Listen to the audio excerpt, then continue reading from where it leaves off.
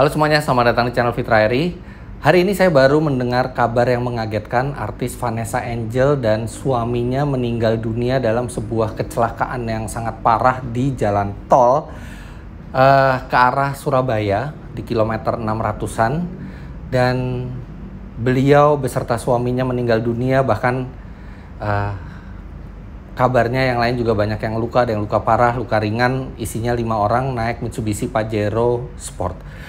Oke, di sini saya tidak akan membahas apa penyebab kecelakaannya karena kecelakaannya baru saja terjadi dan pasti membutuhkan penyelidikan yang menyeluruh untuk tahu secara pasti apa penyebab kecelakaannya.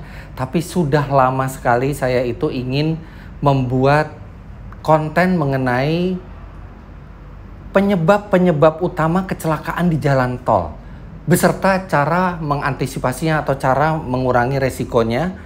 Dan saya rasa ini saat yang tepat karena ada beberapa hal yang bisa kita ambil dari kecelakaan Vanessa Angel itu, dan publik sekarang juga sedang memusatkan perhatiannya ke kejadian tersebut. Jadi saya rasa ini saat yang tepat untuk saya mengeluarkan video edukasi mengenai apa sih bahayanya di tol, apa saja sih yang merupakan penyebab utama kecelakaan di tol, dan bagaimana cara kita mengatasinya. Oke, sebelum kita masuk ke situ, kita simak sedikit tentang kecelakaan yang terjadi. Jadi ada kronologis dari tempat kejadian, jadi kronologis yang langsung dibuat. Menurut beberapa sumber itu dari kepolisian, bahwa sebelum berhenti mobil itu menabrak beton di sebelah kiri. Nah, beton di sebelah kiri itu biasanya ada kalau misalnya mau ke rest area atau keluar jalan tol, itu ada beton di sebelah kiri, atau ada perbaikan jalan itu ada beton di sebelah kiri. Nah, itu ketabrak dengan sangat keras sampai mobilnya hancur dan mobilnya berputar.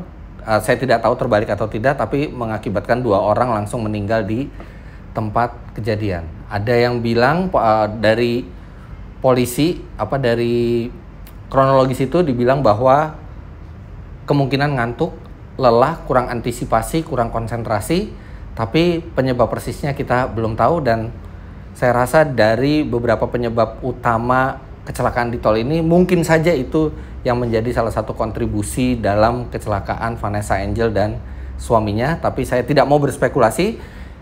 Yang akan saya berikan ini adalah umum, jadi ini bisa untuk Anda terapkan, dan memang yang banyak terjadi di jalan tol, terutama kecelakaan yang parah. Oke, saya udah catat beberapa penyebabnya. Yang pertama adalah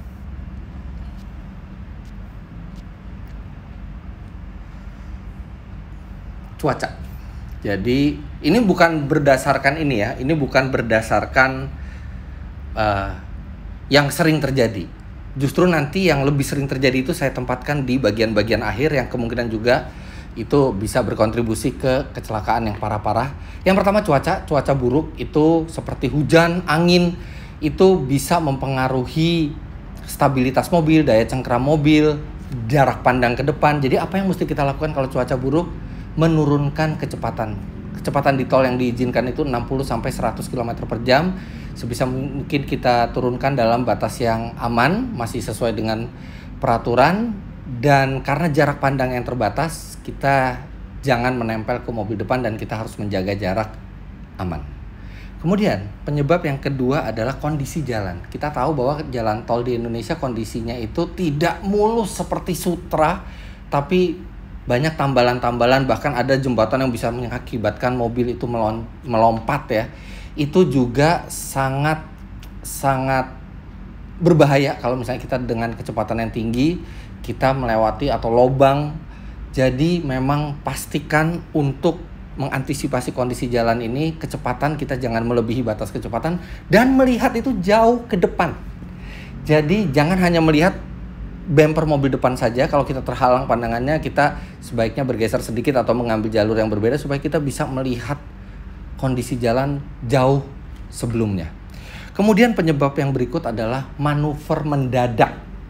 Nah, manuver mendadak ini suka terjadi kalau misalnya kita dipotong mobil lain terus kita manuver mendadak, atau misalnya ada kondisi jalan yang rusak itu kita kaget, kita banting setir. Nah, manuver mendadak itu bisa mengakibatkan mobil melintir dan terbalik. Walaupun mobilnya sudah menggunakan stability control, tapi itu hanya meminimalkan, tidak menghilangkan kemungkinan untuk celaka 100%. Apalagi di mobil-mobil yang tinggi. Kenapa? Mobil yang tinggi itu memiliki center of gravity yang tinggi, dan center of gravity yang tinggi dengan titik tumpu itu di ban yang di paling bawah itu akan menyebabkan secara natural mobil itu lebih limbung dan lebih sulit dikendalikan pada saat terjadi manuver secara mendadak. Jadi benar-benar hindari sebisa mungkin manuver yang mendadak. Manuver mendadak itu belok kanan, belok kiri mendadak, gas dan rem mendadak. Sehalus mungkin. Kalau kata almarhum Aswin Bahar, pembalap legendaris, driver yang baik itu bisa menyetir misalnya kecepatan 80 km per jam, itu rasanya cuma kayak 60 km per jam. Karena halus dan menghindari manuver-manuver mendadak. Karena manuver mendadak itu juga salah satu penyebab mobil itu hilang kendali. Kemudian ban botak. Ban botak itu sangat-sangat berbahaya, terutama di saat hujan, karena ban yang botak tidak memiliki alur untuk membuang air. Dan ketika hujan itu bisa menyebabkan aquaplaning yang membuat mobil itu mengambang di atas air dan tidak bisa dikendalikan sama sekali. Kapan ban saya harus diganti? Bukan menunggu botak. Jadi di ban itu ada yang namanya tread wear indicator. Tread wear indicator itu seperti gundukan atau benjolan yang ada di tengah alur pembuangan air. Nah, kalau gundukan itu sudah mengenai tapak, sudah sejajar, artinya itu harus diganti. Jadi bukan menunggu habis total 100%. Karena begitu habis total 100%, bukan hanya pada saat basah, tapi pada saat kering juga, itu karet yang kualitas dan karakter karetnya itu sudah berbeda dengan ban yang masih baru. Jadi ban botak jangan dipakai untuk bepergian, apalagi di tol. Kemudian penyebab kecelakaan berikutnya adalah genangan air. Nah, genangan air itu lebih berbahaya kalau ban kita botak, seperti yang tadi saya bilang.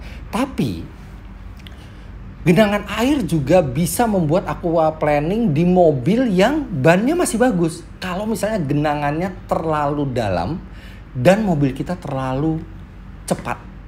Jadi genangan air itu kalau di tol biasanya terjadi di pinggir kanan atau di pinggir kiri. Sebenarnya jalur yang paling aman ketika hujan lebat dan banyak genangan itu di tengah. Tapi kadang-kadang kita tidak bisa menghindari genangan air. Nah, apa yang mesti kita lakukan? Yang pertama, kita pastikan tadi ban kita masih bagus. Sebisa mungkin kita jangan melewati genangan air. Tapi ingat, jangan manuver mendadak juga. Apa yang terjadi kalau misalnya kita sudah menginjak genangan air? Usahakan setir tetap lurus. Kalau misalnya terjadi aquaplaning, arahkan mobil ke arah yang benar. Belum tentu mengerem itu akan menyelesaikan masalah, karena begitu mengerem malah mobil itu kadang-kadang lebih hilang kendali. Tapi jaga setir tetap lurus, kurangi kecepatan secara gradual. Insya Allah bisa meminimalkan resiko. Tapi aquaplaning itu sangat berbahaya dan sebaiknya dihindari. Kemudian penyebab berikutnya ini yang banyak, overspeed, apalagi di ruas tol yang kosong. Jalan 100 km per jam sesuai dengan batas maksimal, atau di beberapa ruas tol malah 80 km per jam. Memang rasanya itu seperti pelan. Tapi kalau Anda menambah kecepatan, itu bahayanya berlipat kali. Yang pertama, Anda tahu jarak pengereman mobil dari 100 sampai 0 itu kira-kira berapa meter? Saya sudah sering melakukan pengetesan, itu sekitar 45 sampai 50 meter untuk dari kecepatan 100 km per jam sampai berhenti. Kalau kecepatan dinaikkan 2 kali lipat, 200 km per jam, kira-kira berapa meter? Ternyata jawabannya bukan 90 sampai 100 meter, tapi adalah 200 meter mobil itu baru bisa mengerem. 200 meter itu sama saja 2 kali lapangan bola, hampir 2 kali lapangan bola. Jadi setiap pertambahan speed 2 kali, jarak pengereman itu bertambah 4 kali. Jadi korelasinya itu adalah kuadratis, bukan linear. Jadi overspeed itu juga membuat mobil lebih sulit dikendalikan pada saat tiba-tiba melintir, atau tiba-tiba harus mengerem mendadak, atau harus bermanuver. Jauh lebih sulit dikendalikan. Saya tahu persis karena saya kalau balap itu bisa sampai di atas 200 km per jam, dan sekali mobil lepas kontrol itu jauh lebih susah dibandingkan kalau kita kecepatannya lebih rendah. Jadi selalu patuhi kecepatan maksimal, tapi jangan mentang-mentang kecepatan maksimal kita bisa ngebut kalau misalnya lagi lalu lintas ramai. Sebenarnya yang paling aman itu adalah kita mengikuti flow mobil yang lain. Kira-kira rata-rata di lari berapa, karena perbedaan kecepatan lah pada saat menabrak yang berbahaya. Sedangkan kalau kecepatan kita setara dengan mobil yang lain itu resikonya lebih rendah. Kemudian penyebab kecelakaan yang berikutnya adalah tidak menjaga jarak aman. Dan ini sangat berkontribusi pada saat terjadi kecelakaan beruntun, tabrakan beruntun. Menjaga jarak aman adalah keharusan. Kalau zaman dulu menjaga jarak aman itu menggunakan ukuran meter. 50 km per jam 50 meter, 100 km per jam 100 meter. Tapi siapa yang bisa menjamin ukuran 100 meter saya dan Anda dan orang lain itu sama? Kita semua masing-masing memiliki persepsi jarak yang berbeda. Oleh karena itu, lebih baik untuk menjaga jarak aman, gunakan metode waktu, metode detik. Caranya bagaimana? Gampang sekali. Mobil kita minimal harus berada 2 detik dari kendaraan di depan kalau keadaan kering. Kalau keadaan basah minimal 3 detik ke depan. Jangan lebih dekat. Gimana menghitungnya 2 detik, 3 detik? Begitu mobil depan itu melewati satu patokan, misalnya tiang listrik atau rumah atau rambu, dalam hati Anda menghitung. Tapi hitungnya jangan 1, 2, 3, 4. Hitunglah menyerupai 1 detik. Jadi misalnya bisa aja 1 detik, 2 detik, 3 detik, 4 detik, atau 1001, 1002, 1003, 1004. Nah, itu menyerupai 1 detik. Jangan sampai sebelum kita selesai 2 detik, mobil sudah sampai ke marka yang sama. Kalau setelah 2 detik mobil baru mencapai marka yang sama, artinya aman. Kalau hujan, tambah menjadi 3 detik. Kalau ada kabut lagi, 3 detik sampai 4 detik. Jaga jarak aman at all time. Bagaimana kalau macet? Kalau macet, kecelakaan memang tidak mungkin parah, tapi bisa menjaga jarak pada saat macet itu caranya mudah. Kalau kita tidak bisa melihat ban belakang mobil depan, artinya kita terlalu dekat. Kalau kita masih bisa melihat, artinya jarak kita cukup. Oke, penyebab kecelakaan yang besar di tol juga adalah hilang konsentrasi. Nah, ini yang seperti dibilang di laporan polisi tentang kecelakaan Vanessa Angel. Hilang konsentrasi ini bisa macam-macam penyebabnya. Tapi yang paling sering adalah distraction. Distraction itu adalah gangguan. Gangguan itu bisa datang dari mana aja. Bisa dari penumpang, bisa dari anak yang kita bawa mengganggu kita, atau kita melakukan aktivitas lain, kita makan, atau menggunakan ponsel. Itu sangat mendistract kita. Bukan hanya tangan kita, tapi juga pikiran kita dan pandangan kita. Sebisa mungkin letakkan handphone Anda di mobil, di tempat yang aman, dan tidak usah Anda operasikan selama Anda berkendara. Karena ponsel itu juga menyumbang besar untuk hilangnya konsentrasi. Dan hilang konsentrasi itu kita bisa menabrak hal-hal yang seharusnya tidak kita tabrak. Bisa mengalami kecelakaan yang harusnya tidak mengalami kecelakaan kalau kita bisa konsentrasi penuh. Kemudian penyebab berikutnya, ini yang juga banyak, lelah atau mengantuk. Hal yang manusiawi tapi sangat berbahaya. Dan bagaimana cara mencegahnya? Yang pertama untuk mencegah kita ngantuk adalah kita kalau pergi jauh, usahakan ada ganti driver. Setiap 2 jam, 3 jam sekali, tergantung masing-masing orang. Jadi begitu ngantuk atau begitu lelah bisa gantian. Kemudian sebisa mungkin berkendara di jam biologis kita. Kalau kita biasa bangun di pagi hari, ya kita berkendara pagi hari. Jangan berkendara di tengah malam di mana kita tidur, karena jam biologis kita biasanya akan menyesuaikan. Kemudian rasa kantuk itu juga bukan hanya disebabkan oleh jam biologis, tapi juga oleh suara yang konstan, suara jalan, suara musik yang konstan, suara desiran angin yang konstan. Itu juga bisa membuat ngantuk padahal sebenarnya belum waktunya kita tidur. Jadi apa yang kita harus lakukan kalau kita mengantuk? Jangan berkendara. Cari gantinya atau cari rest area terdekat dan segera beristirahat. Tidur sebentar aja. Yang penting kita sempat tidur, itu sudah jauh memulihkan rasa segar kita. Jadi menghilangkan rasa kantuknya. Dan kalau lelah, itu tidak ada obatnya, karena lelah kemudian ngantuk, kemudian kita minum kopi pun itu tidak akan berefek banyak, karena kelelahan itu adalah tanda dari tubuh untuk meminta istirahat. satu-satunya cara adalah beristirahat, dan ketika melakukan perjalanan jauh, buatlah rencana perjalanan itu jangan sampai melewati titik lelah kita. Kita jangan melewati jam biologis dan jangan melewati titik lelah kita. Kita sendiri yang tahu tentang diri kita, dan rencanakan perjalanan itu dengan mempertimbangkan stamina. Jangan cuman asal waktunya cepat. Kemudian satu lagi, ini sebenarnya salah satu yang paling banyak. Jadi yang paling banyak memang hilang konsentrasi, lelah, mengantuk, dan satu lagi yang banyak dan cukup fatal kadang-kadang kalau terjadi, ban pecah. Ban pecah tidak seharusnya menimbulkan kecelakaan. Kenapa begitu? Karena saya dan sejumlah pembalap lain di Sentul itu berkali-kali mengalami ban pecah pada saat balapan.